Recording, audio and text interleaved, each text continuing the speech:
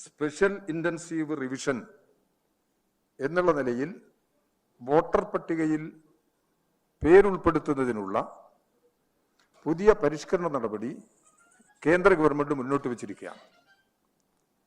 SIR ബീഹാറിൽ നടപ്പിലാക്കിയതിൻ്റെ ഒരു അനുഭവം ഇന്ത്യയുടെ മുമ്പിലുണ്ട്. SIR ബീഹാറിൽ നടപ്പിലാക്കിയത് നിലവിലുള്ള വോട്ടർമാരെ കൂട്ടത്തോടെ തള്ളിക്കുന്നതിനും അർഹരായ വോട്ടർമാർക്ക് വോട്ടവകാശം നൽകാതിരിക്കുന്നതിനും ആ സമീപനം സ്വീകരിച്ചുകൊണ്ടാണ്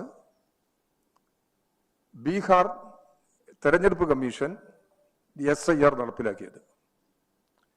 ഒരു കാരണവശാലും നിലവിലുള്ള വോട്ടർമാരുടെ അവകാശം നിഷേധിക്കുന്ന ഒരു നടപടിക്കും പിന്തുണ കൊടുക്കാൻ കഴിയില്ല. ഇപ്പോൾ കേരളത്തിൽ തെരഞ്ഞെടുപ്പ് കമ്മീഷന്റെ ഈ നിർദ്ദേശം എങ്ങനെ നടപ്പിലാക്കണം എന്നുള്ളതിനെ കുറിച്ചുള്ള അവസാന രൂപം വന്നു കഴിഞ്ഞിട്ടില്ല.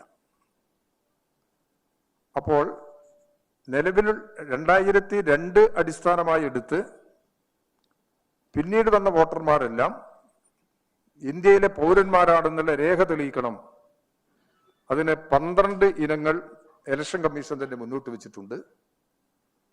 ഇങ്ങനെയാണ് ഇവിടെ SIR പ്രാവർത്തികമാക്കുന്നതിന് വേണ്ടിയുള്ള നിലപാട് ഇലക്ഷൻ കമ്മീഷൻ മുന്നോട്ട് വെച്ചിരിക്കുന്നത്.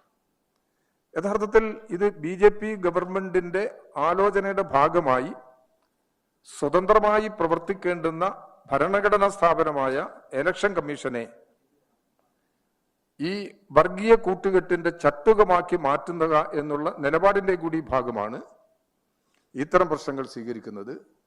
ജനങ്ങളുടെ വോട്ടവകാശം സംരക്ഷിക്കുന്നതിന് കേരളത്തിലെ ജനങ്ങൾ അതീവ ജാഗരൂകരായി നിൽക്കണമെന്നും ഈ വരാൻ പോകുന്ന അപകടത്തെ ഗൗരവമായി കാണണമെന്നും ജനങ്ങൾക്ക് മുന്നറിയിപ്പ് നൽകാൻ ഇടതുപക്ഷ ജനാധിപത്യ മുന്നണി ഈ സന്ദർഭം ഉപയോഗിക്കുകയാണ്. ജനങ്ങളുടെ വോട്ടവകാശം സംരക്ഷിക്കുന്നതിന് ആവശ്യമായ എല്ലാ നടപടികളും ഇടതുപക്ഷ ജനാധിപത്യ മുന്നണി കേരളത്തിൽ സംഘടിപ്പിക്കണമെന്നും ഈ പ്രശ്നത്തിൽ തീരുമാനിച്ചിട്ടുണ്ട്.